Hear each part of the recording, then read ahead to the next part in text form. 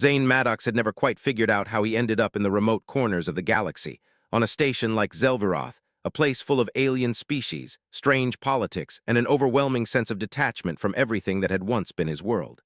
A soldier once, now just a mechanic, scraping by on repairs and odds and ends. The scars of his past still haunted him. Earth was gone, a distant memory, a casualty of a long, drawn-out war. But here on Zelviroth Station, he'd built something resembling a life, though it was far from peaceful.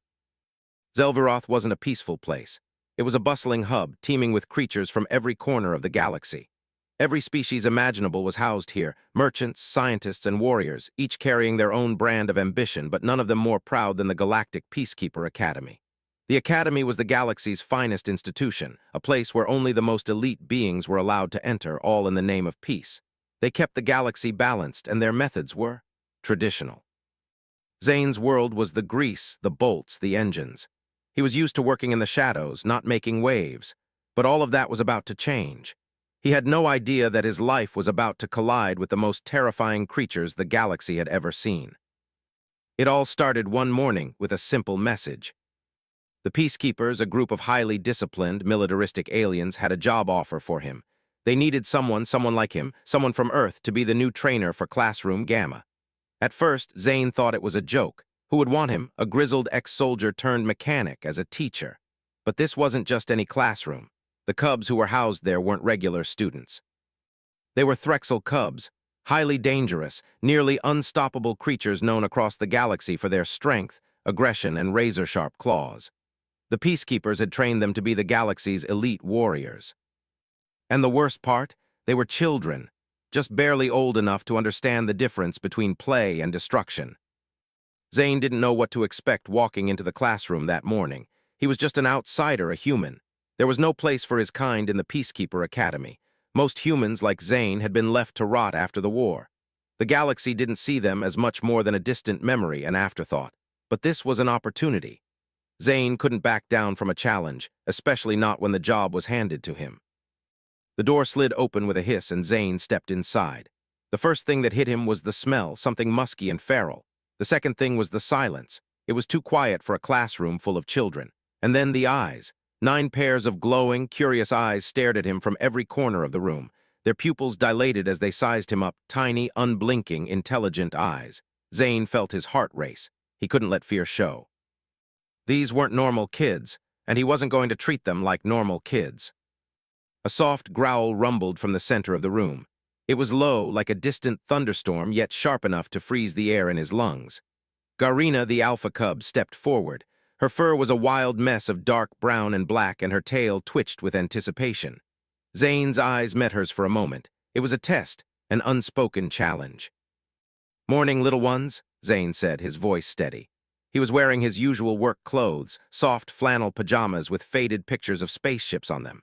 He'd never thought about it much before, but in this moment, the familiar comfort of his pajamas felt like a joke. They were the only thing he could rely on, the only part of his routine that remained unchanged. The cubs sniffed the air, the scent of cocoa and sleep lingering around him like an odd combination of peace and vulnerability. They didn't know what to make of him. "Is this the place?" Zane asked, more to himself than anyone else. His voice was calm, soft, and to his surprise, it echoed in the silent room. One of the cubs, a small, scruffy one named Rek, took a tentative step forward, his claws clicking softly against the floor. There was an almost playful glint in his eyes, but Zane knew better than to trust that innocence. These cubs were predators. Garina, the alpha, growled again. It wasn't a welcoming sound, but Zane didn't flinch. He wasn't sure if it was a good idea to back down, but that's what he had been taught on Earth. Stand your ground, even if it means facing down something you can't possibly beat. The door hissed closed behind him, sealing him in with these creatures. It was a one-way ticket, and he had no choice but to play along. He sat down on the nearest cushion, not making any sudden movements. His heart beat loud in his ears, but he didn't let his mind wander into fear. No, he had dealt with too much on Earth, too many close calls, too many enemies to let a group of alien cubs rattle him. Besides, Zane wasn't afraid of monsters. He was one himself once. "Hey there," he murmured, his hand resting on his knee. "I'm your new friend." A low growl from Garina, but Zane didn't back down. Instead, he pulled out his thermos of cocoa and unscrewed the cap. The sweet, warm scent filled the room, an odd contrast to the ferocity surrounding him. It was a risk, he knew that. In this room, the slightest wrong move could trigger an attack, and yet Zane kept his focus on the cubs. It was the only way to get through to them. He'd learned that much in his years as a soldier. Sometimes, the best way to face an enemy was not with weapons, but with calm. The cubs began to edge closer, drawn in by the scent of the cocoa, sniffing and pawing at the ground. Garina remained still, her eyes never leaving Zane. Slowly, Zane reached into his pajama pocket, pulling out a book, a real one, frayed and worn at the corners. The cover depicted a child riding a giant dog through the stars. "You want a story?" Zane asked, his voice soft, steady. He opened the book to the first page and began to read in a low, calming tone, the words coming easily as if they were second nature. He wasn't sure why, but he believed in the power of stories, in the power of calming someone through words. And for the first time since entering the room, the cubs stopped moving. Zane looked up, watching as Garina, who had been so aggressive moments before, crept closer. Then another cub and another until they were gathered around him, no longer growling or snarling.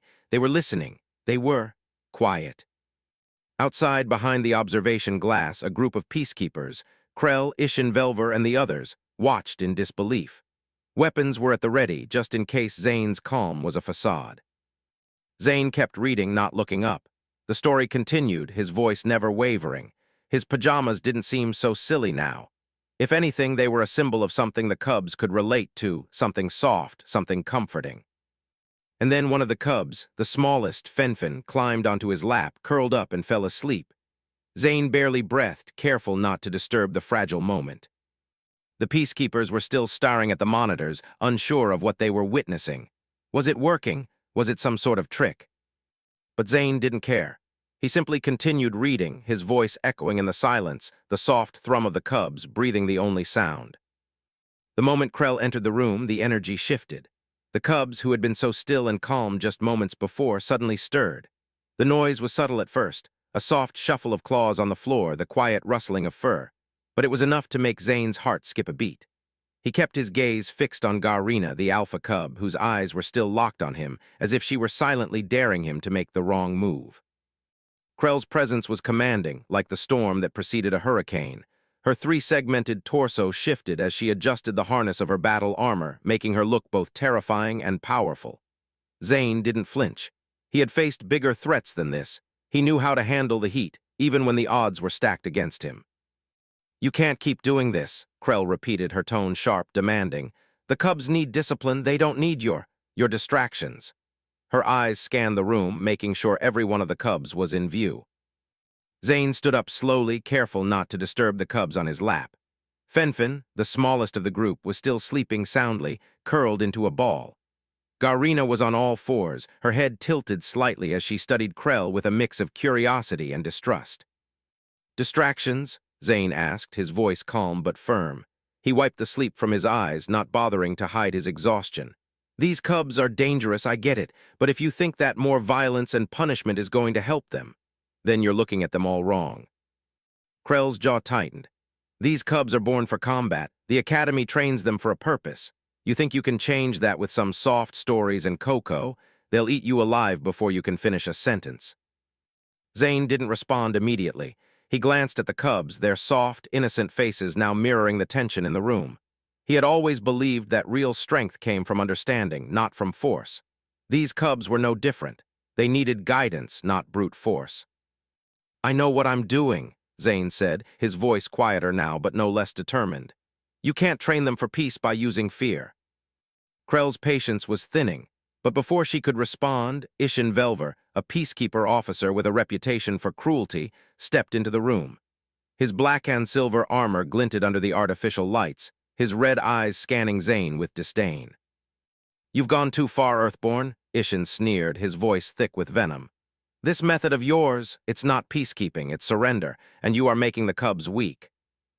Zane met Ishin's gaze, feeling the weight of every word. The tension between the two was palpable, as if the air itself was charged with a static hum. Maybe what you call weakness is actually the first step toward real peace. Krell raised a hand, signaling for silence. She turned toward Zane, her eyes sharp and calculating. The cubs need to learn discipline, and I'll be damned if you think you can teach them anything with your pajama method. Zane felt the sting of her words, but he didn't back down. He had seen enough of war to know what it looked like, what it did to people, to children. He'd learned the hard way that the first step to building peace wasn't by conquering others. It was by creating a space where trust could grow. Not everyone needs to wear armor to be strong, he said quietly, glancing at the cubs again. I'm not here to make them soldiers, Krell. I'm here to make them something better. Krell's expression softened just slightly, but it was enough to make Zane feel like he'd scored a small victory. Ishin, on the other hand, was not pleased. You're wasting time, Ishin growled. If you won't act as a proper peacekeeper, you'll be removed. It's that simple. But Krell, for reasons unknown to Zane, didn't respond immediately. She stood in the doorway, her gaze flicking between Ishin and Zane. Finally, she spoke, her voice low but resolute. We'll let the cubs decide. Training the cubs. Over the next few days, the atmosphere in Classroom Gamma shifted again. Zane's unconventional methods, his soothing tone, his willingness to get down on their level, and the steady, patient way he interacted with them began to produce surprising results. The cubs responded to him in ways that defied their violent instincts. It wasn't perfect, of course. They were still cubs, curious, playful, and unpredictable. But the transformation was undeniable. Zane spent hours reading to them, letting them curl up against him as he spoke. Sometimes they'd gnaw on his sleeves or paw at his thermos of cocoa, but he never lost his patience. He learned their subtle cues, the twitch of an ear when they were frustrated, the soft growl that indicated fear, the way they'd soften when he spoke in a calm, steady voice. He took the time to understand them, to show them that there was no need to fear him. It wasn't just about the cubs. It was about the culture they came from. They had been raised to believe that violence was the only way to assert strength, to gain respect. Zane realized that if he could show them a different way, they might just become something more than soldiers. But the peacekeepers were watching, and they were skeptical. During one of the training exercises, Zane's methods were put to the test. The cubs were set to undergo their first field simulation, where they would face off against hostile forces, alien mercenaries hired to test their combat readiness. The idea was simple: show their worth or be eliminated from the program. Zane was told to prepare them as best as he could, but he refused to follow the standard peacekeeper approach. Instead of teaching them how to fight, Zane focused on teamwork and strategy. He worked with the cubs, guiding them through the basics of communication, trust, and cooperation. They learned how to cover each other's backs, how to use their strength not to destroy, but to protect. When the simulation began, Zane wasn't sure what to expect. The cubs, now somewhat accustomed to his methods, behaved differently than the peacekeepers had anticipated. They moved together as a unit, their agility and strength serving not to overpower the enemy, but to outsmart them. They didn't fight blindly, they adapted, using their environment and their instincts to create a strategy. And when the simulation ended, it wasn't just a victory in the traditional sense. The cubs had succeeded, but it was the manner in which they succeeded that caught everyone off guard. They hadn't destroyed everything in their path. They had used their intelligence and teamwork to outmaneuver the enemy. Zane stood back, his heart pounding with a mixture of relief and pride. The cubs had done something incredible. They had shown the peacekeepers that there was more to strength than raw power. There was value in understanding, in adapting, in growing beyond what was expected of them. The High Commander stood in the doorway, his towering figure casting a long shadow across the room. The cubs, still quietly gathered around Zane, seemed to sense the tension in the air. For the first time in days, they stopped moving altogether, their eyes flicking between the High Commander and Zane, sensing that something significant was about to unfold. Zane could feel his pulse quicken. The High Commander's presence was commanding, his gaze sharp and calculating. He had seen the results of Zane's unconventional methods, but there was something about them that felt unsettling. Zane's heart pounded as he stood there, unsure of what the High Commander's words would bring. Zane Maddox, the High Commander began, his voice like thunder. You've shown us something remarkable here. The cubs, who are meant to be weapons of war, have responded to your method. But you've also shown us that we've been too rigid in our thinking, your approach. It challenges everything we've believed about strength, discipline, and peace. Zane swallowed hard, knowing this was the moment that would define everything. Would the peacekeepers see his methods as a threat, or would they finally understand that a new path was possible? I don't want to destroy them, Zane said, his voice steady. I want to help them grow. They deserve a future where they're not just tools for war, where they can learn to be more than just fighters. They can be peaceful if we let them. The High Commander narrowed his eyes, considering Zane's words. The room was thick with tension, and Zane could feel the weight of everyone's gaze on him.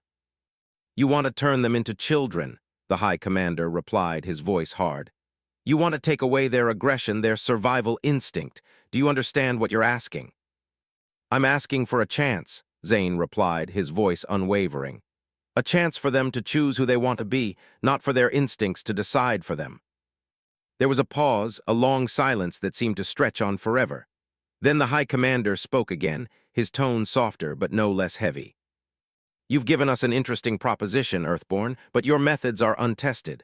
The stakes are too high for the Cubs and for the galaxy. There is a mission coming, a test, if you will. The Cubs will be sent to a live combat zone where their training will be put to the test, and you will lead them. Zane's heart sank. He had feared something like this would happen. The Cubs, despite all his efforts, were still seen as weapons, and he was being asked to prove that his methods could work in real combat. Are you telling me you want me to train them for war? Zane asked, his voice barely above a whisper. After everything we've been through. Not war, the High Commander replied, his eyes cold. We want you to prove that your approach can work in a real situation. You will lead them through a combat mission. If you succeed, we'll consider allowing you to continue your methods. If you fail, the Cubs will be returned to traditional training, and you will be removed from the program. Zane's mind raced. A live combat zone? There was no way the Cubs were ready for something like that. They were children for all their strength and aggression. They had barely started to understand what it meant to be a team, let alone fight together as soldiers. But there was no way out. The Peacekeepers had made their decision. Zane turned to the Cubs. Garina, Rek, and the others were watching him intently, waiting for his next move. He could see the fear in their eyes, the uncertainty. They didn't understand what was happening, but they trusted him. At least he hoped they did. This is it, kids, Zane said softly, his voice more for their benefit than his own. We've got one shot at this. If we succeed, we show them that there's a better way to be strong, but we need to work together. No matter what happens, we stick together. Garina let out a low growl, her tail twitching in response. The Cubs were ready. They had trained for this in their own way. They weren't soldiers, not yet. But they were becoming something else, something more than just the sum of their instincts. Krell stepped forward, her eyes cold. You'll leave for the combat zone tomorrow. Prepare yourselves. Zane looked at her, then back at the Cubs. This was the test, the moment where everything would either fall apart or fall into place. He had no idea what would happen next, but he knew one thing for sure. He couldn't go back. Not now. The combat zone. The next morning, Zane stood at the helm of a sleek transport ship, the Cubs arrayed behind him in their light combat armor, eyes full of both fear and anticipation. They had never been in real combat before, not like this. The mission was simple. Infiltrate a hostile alien outpost on the edge of the galaxy, disable their weapon systems, and gather intelligence. The Cubs' task was to neutralize any threats without killing. Zane looked out the window as the transport ship descended toward the surface of the planet. The terrain was rugged, with jagged mountains and dense, toxic forests stretching as far as the eye could see. The air outside the ship was thick with smoke, the remnants of a long-running war between two rival factions. The Cubs were suited up, each one carrying a small weapon, nothing lethal, just enough to subdue an opponent. Zane had taught them how to fight in close quarters without causing serious harm. They could incapacitate, disarm, or subdue without killing. But in a real combat situation, there was no room for mistakes. One wrong move and everything would fall apart. Remember, Zane said as the ship landed, we don't fight to destroy, we fight to stop the threat and protect each other. You've got this. The doors of the transport opened, and the Cubs surged forward, eager to prove themselves. Zane followed, stepping into the thick air of the alien planet, the smell of smoke and sulfur burning his nose. The first few minutes were quiet, too quiet. The Cubs moved in a tight formation, their eyes darting between the trees and the distant ruins. Zane kept them moving, his every sense alert. His human instincts told him something wasn't right, but he couldn't place it. The Cubs, for once, were silent. They were focused, each one watching the other's backs. Then the ambush came. A group of heavily armed mercenaries appeared from the shadows, firing blaster bolts in every direction. The Cubs scattered, instinctively seeking cover. Zane's heart raced as he watched them move, fast, efficient, working together as a team. They weren't just fighting, they were thinking. Zane shouted orders, guiding them through the chaos, directing them where to go. Garina lunged at one of the mercenaries, her claws outstretched, but Zane was there first, using his quick reflexes to knock the weapon from the mercenary's hand. Fenfen, the smallest cub, darted past him, wrapping around the mercenary's legs and tripping him. Zane's heart swelled with pride. They were working together. But then, just as the tide began to turn, a blaster shot rang out. Rek, who had been charging at another mercenary, collapsed to the ground, a small burn mark on his side. Zane's world tilted. He rushed to Rek's side, cradling the cub in his arms. The cub let out a weak growl but was still breathing. "Stay with me, Rek," Zane whispered, his voice steady despite the rising panic. "We're not done yet." The fight wasn't over. The ground shook violently beneath Zane's feet, the tremors almost knocking him off balance as he cradled Rek in his arms. His heart hammered in his chest, not just from the immediate danger, but from the realization of what was happening. The creature stalking toward them wasn't just a regular threat, it was something far worse. A colossal alien, towering over 9 feet tall, with leathery green skin and jagged armor-like plates across its back. Its eyes glowed an ominous red, and a low, guttural growl reverberated through the trees, sending a shiver of dread through Zane's spine. The cubs, momentarily distracted by the mercenaries they had been fighting, froze at the sight of the creature. They'd faced predators before, but nothing like this. Zane's first instinct was to shout for everyone to fall back, but he quickly realized that would be pointless. The creature was too large, too fast. There was no running from it. They had to fight. "Garina, Fenfen, get to cover!" Zane shouted, his voice as calm as he could make it, despite the adrenaline coursing through his veins. But the cubs didn't move. They were frozen, watching the creature, their instincts fighting with their training. They had been taught to fight to survive, but they hadn't been trained to face something this big. And yet Zane could see something in their eyes. Fear, but also a desire to prove themselves. "Zane, we need to get them out of here?" Jory, his alien ally and fellow peacekeeper, shouted, appearing from behind a nearby rock. She had been covering them during the initial assault, but had come rushing over when she saw the creature emerge. Her face was grim, but there was a spark of determination in her eyes. Zane shook his head, his grip on Rek tightening as the cub let out a low whine. "We can't leave them, Jory. They're part of this now." Jory hesitated, then nodded. She understood. Zane wasn't just fighting for his survival anymore. He was fighting for the cubs, for everything he had tried to teach them. The creature let out a deafening roar, its massive claws tearing through the ground as it charged toward them. Zane had no time to think. He needed to act, and he needed to act now. "Listen to me," Zane shouted, standing tall despite the fear gnawing at his insides. "This is our test. We're not just peacekeepers, we're a team, and we fight together." For a heartbeat, nothing happened.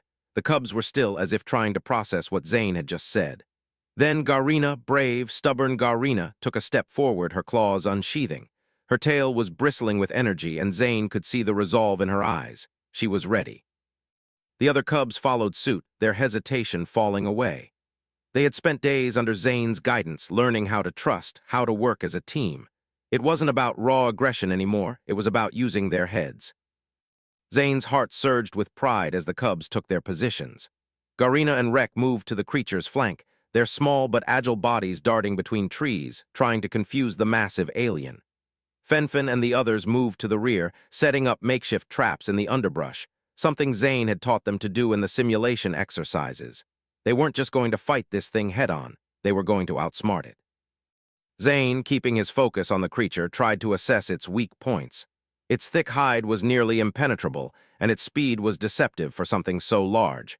But there was one thing the cubs had that the creature didn't: teamwork. "Jory, cover us," Zane barked, his mind racing. Jory nodded, her weapons raised as she began to fire at the creature, not to hurt it, but to distract it, drawing its attention away from the cubs. Zane didn't hesitate. He charged toward the creature, his eyes locked onto Garina and Rek, who had successfully flanked it. Garina launched herself at the creature's side, leaping onto its back, while Rek darted in, biting and clawing at the creature's legs. The creature roared in pain, but it wasn't enough to stop it. With a single vicious swipe, it knocked Garina off its back, sending her tumbling to the ground. "Garina," Zane shouted, fear rising in his chest. He sprinted toward her, his heart in his throat. But the cub wasn't done yet. Garina, dazed but undeterred, scrambled to her feet, her eyes full of fury. She rushed at the creature again, this time with more strategy. She had learned, and so had the others.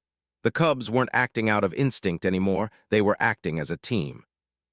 Zane reached Garina just in time to see her leap onto the creature's back once more, this time with Rek leaping up beside her, using his sharp claws to climb up the alien's side. The creature was off balance now, reeling from the multiple blows it had taken. "Now," Zane shouted to Jory, who was in position. She aimed her weapon at the creature's eyes, and with a precise shot, she disabled its vision, causing the creature to stagger backward, blinded and disoriented. Zane seized the opportunity. He rushed forward, ducking beneath the creature's flailing claws, and using his engineering skills, he quickly rigged an old piece of scrap metal into a makeshift net launcher. It wasn't a permanent solution, but it would give them time to finish this. With a quick pull of the lever, the net shot out, wrapping around the creature's legs and pinning it to the ground. The cubs immediately moved in, working together to subdue the massive alien. They didn't kill it, they simply incapacitated it, a victory born of precision and patience, not violence. Zane stood panting, sweat dripping down his face. The fight was over. The aftermath. The creature lay motionless on the ground, its one terrifying presence reduced to a helpless heap. Zane's heart was still racing, but there was a sense of relief in the air. The cubs had done it. They had faced a threat that should have been insurmountable, and they had overcome it, together. The peacekeepers, who had been watching from the perimeter, slowly began to lower their weapons. Krell, her stern face softening for the first time since Zane had arrived, stepped forward, her eyes scanning the cubs. They were bruised and scratched, but they were alive, and they had proven themselves. Ishin Velver stood off to the side, watching the aftermath with a hard expression. He didn't speak, but Zane could see the disbelief in his eyes. He had underestimated them all. Zane walked over to Garina, who was panting heavily but still standing tall. She looked up at him, her eyes full of gratitude and something deeper, trust. "You did good, Garina," Zane said softly, his hand resting on her head. "You did more than good." The other cubs gathered around, all showing signs of exhaustion but also a sense of pride. They had been trained for war, but they had chosen a different path. They had shown that there was strength in unity, in compassion, in calm. The rumble from the sky grew louder, shaking the very foundations of Zelviroth Station. Zane stood still, his eyes locked on the horizon where a fleet of warships appeared, their sleek, menacing forms blotting out the stars. They were massive, each ship adorned with dark insignia, a clear symbol of the warlords of Zirakar, a notorious faction known for their ruthless conquests and brutal military tactics. The peacekeeper leadership had gone from tense to panicked in mere seconds. Zane could hear the sharp crackle of comms as commanders barked orders, their voices tight with anxiety. It was chaos. The cubs, still shaken from the recent battle, huddled together in a protective circle, their eyes darting between Zane and the approaching ships. They were scared, but they trusted him. "We need to act fast," Krell barked, her voice commanding even amidst the panic. She had her battle armor back on, the hardened plating glinting as she moved with military precision. "We can't afford to wait for them to make the first move." Zane's heart raced. He wasn't a soldier anymore, he was a mechanic, but he'd learned a thing or two about tactics in his past life. As much as he wanted to focus on protecting the cubs, he couldn't ignore the larger threat. "I'll handle the cubs," Jory said, her eyes filled with determination. "You focus on stopping them." Zane turned to her, his gaze steady. "We don't have the resources for a full-on assault. If we try to take them head-on, we'll lose." "I know," Jory replied, her voice soft but resolute.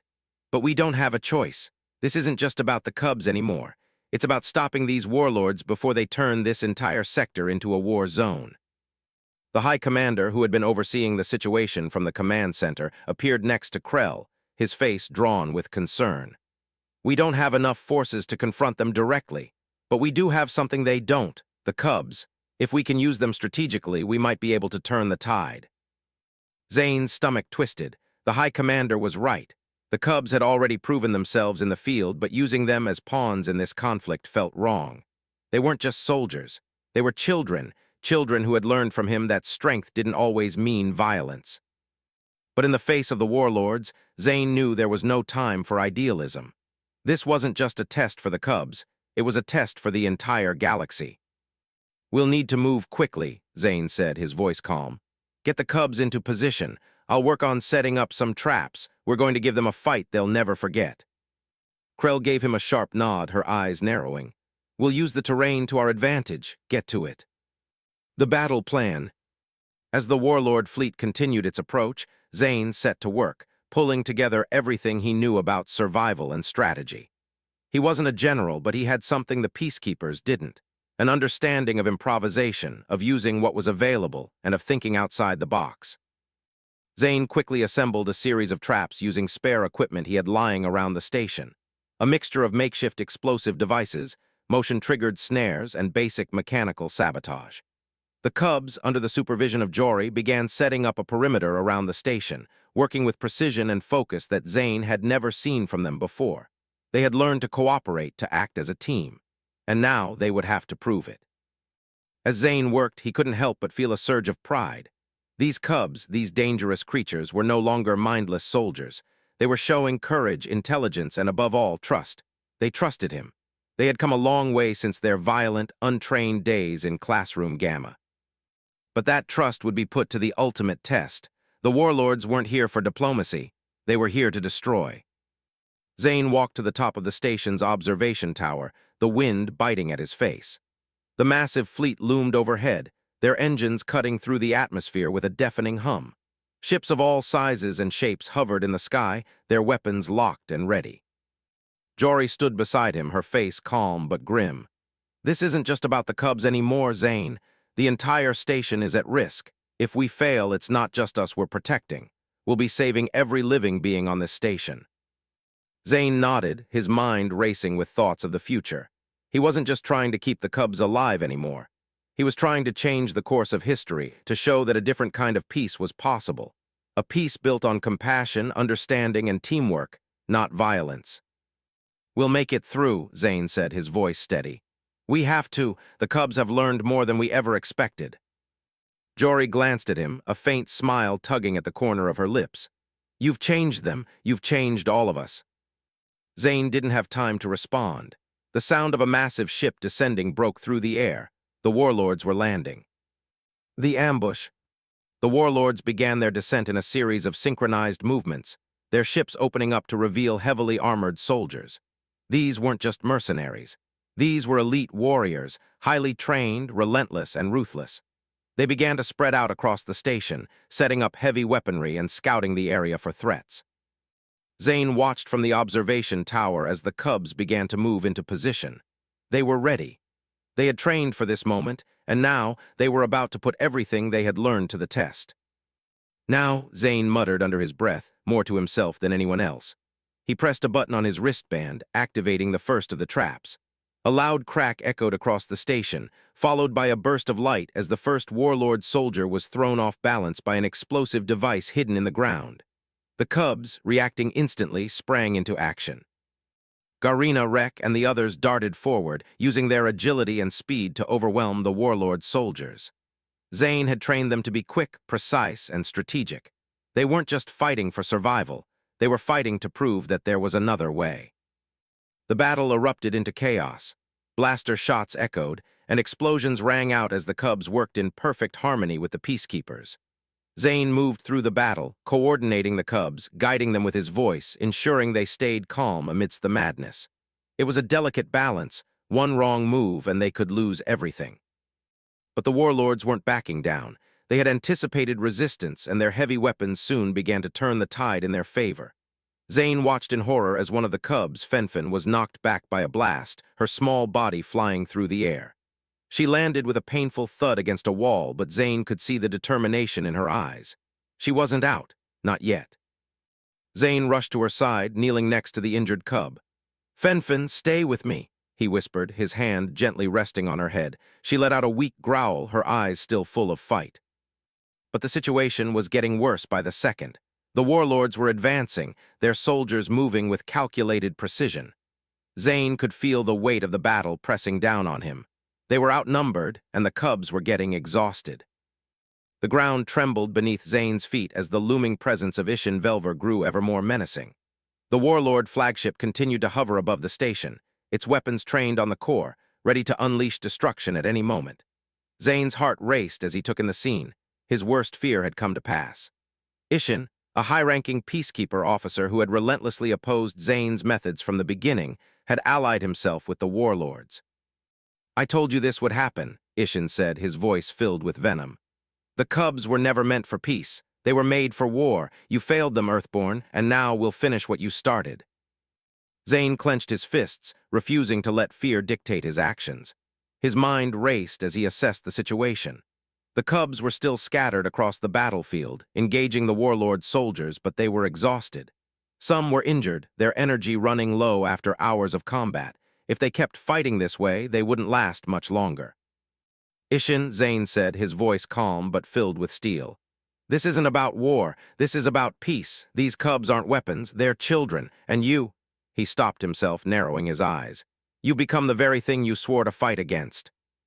Ishin's eyes narrowed as he took a step forward, his hand hovering over the control pad of his communicator. "You've become a liability, Zane, and for that I'm going to see you and your precious Cubs eradicated." Zane's blood ran cold. Ishin wasn't just a peacekeeper. He was a dangerous zealot, blinded by his own beliefs. And now, Zane realized, he had put the Cubs in even more danger than they had been before. The warlords were attacking, and the peacekeeper leadership had betrayed them all. But Zane wasn't going to give up, not after everything he'd fought for. He turned to the Cubs, his voice steady despite the mounting tension. "Listen to me, we've trained for this, we've prepared for this moment." He could see the fear in their eyes, but he also saw the trust they had in him. They weren't just following orders, they were following him. "We fight together just like we practiced. No one gets left behind. We show them who we are. Now go." With a unified roar, the Cubs charged back into battle. They weren't fighting to destroy. They were fighting for their future, for the chance to prove they could be more than just weapons. The warlord soldiers were no match for the Cubs' speed and agility. Garina, still leading the charge, leaped onto one of the soldiers, pinning him to the ground with surprising strength. Rek, her loyal second-in-command, darted through the chaos, using his claws to disable the warlord's weapons and disarm them one by one.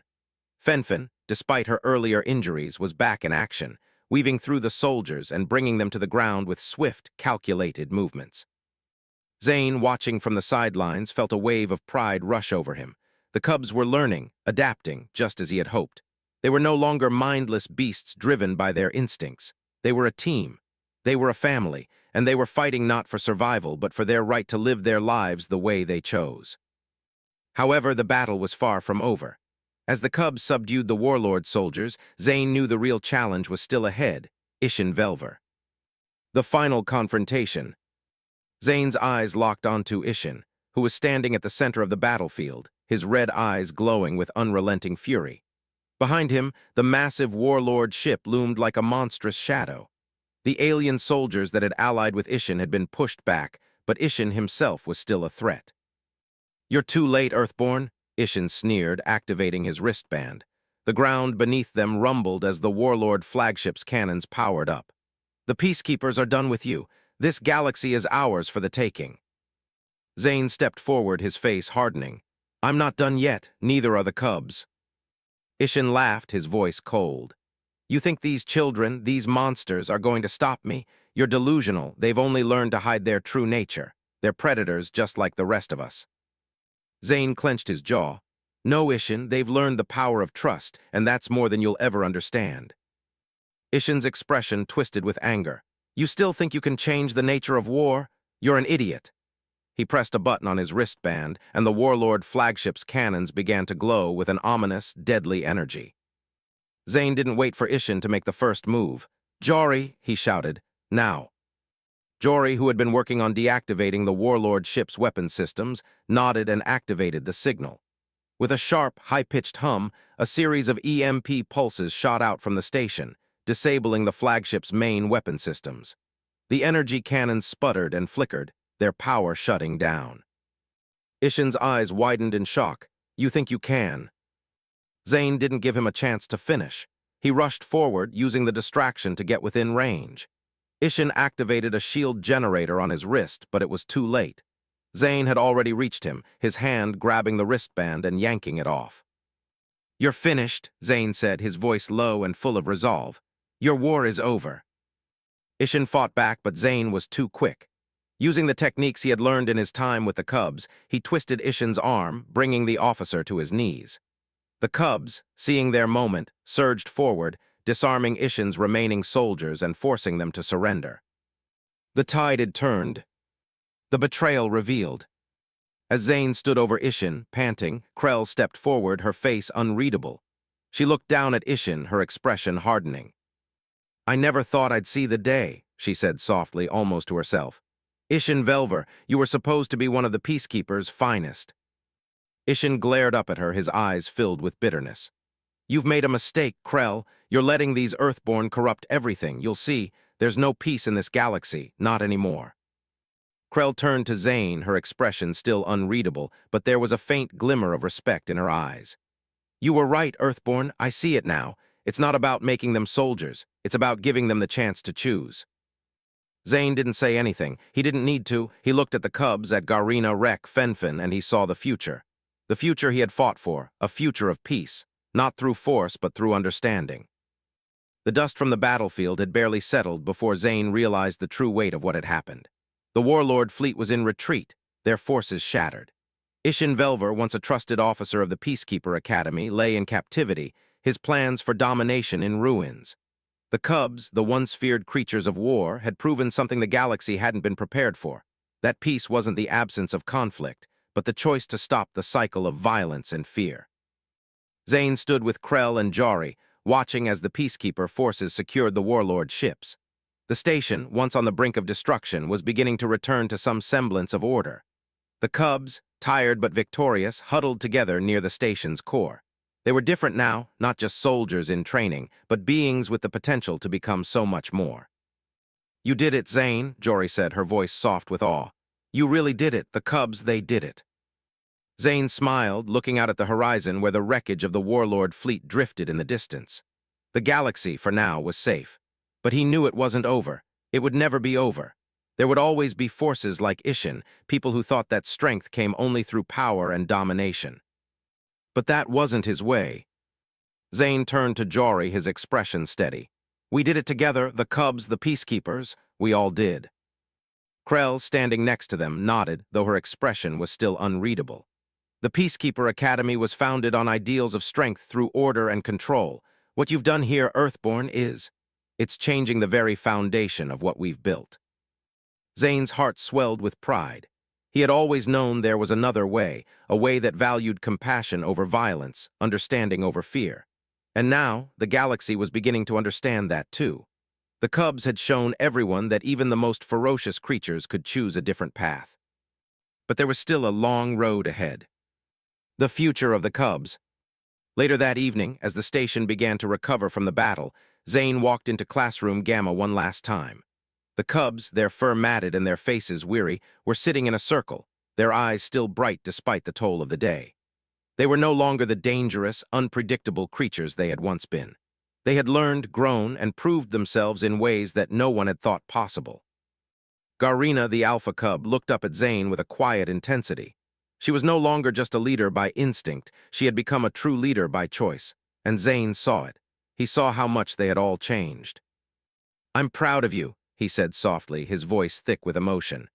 "You've proven what I knew all along, that you're more than what you were taught to be. You're not monsters, you're more than that."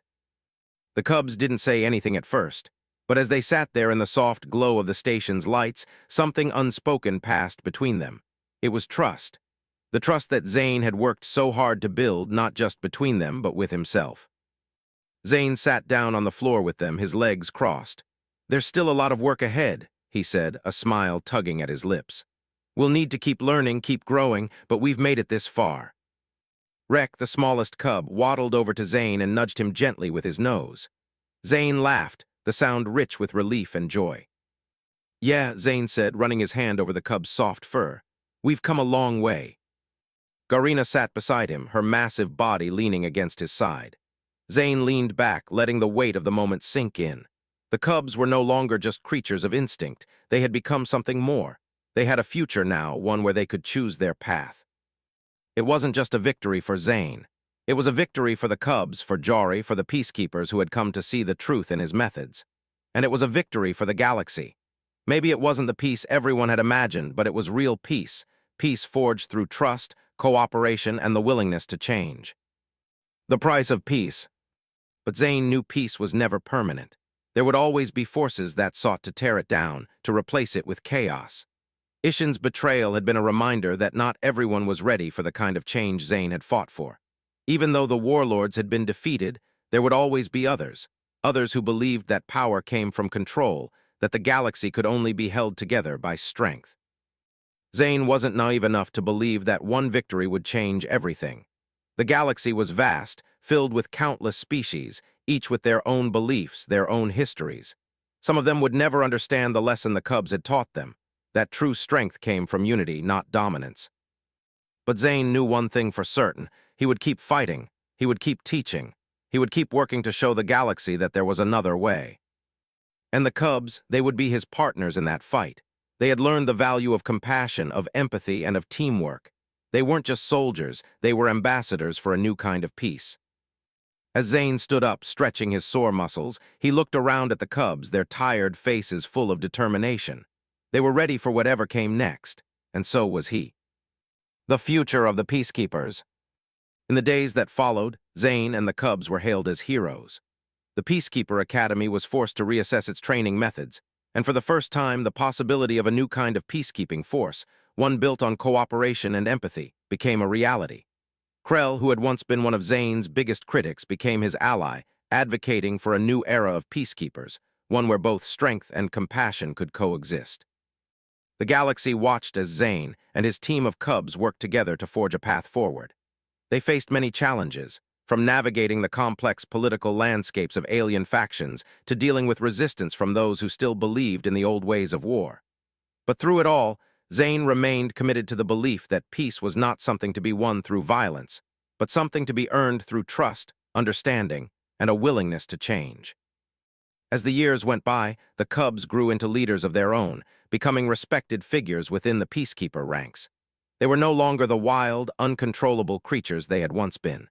They were ambassadors of peace, showing the galaxy that even the most fearsome beings could choose a different path. Closing scene. Zane stood on the balcony of Zelviroth Station, looking out at the stars. The galaxy stretched before him, vast and unknown.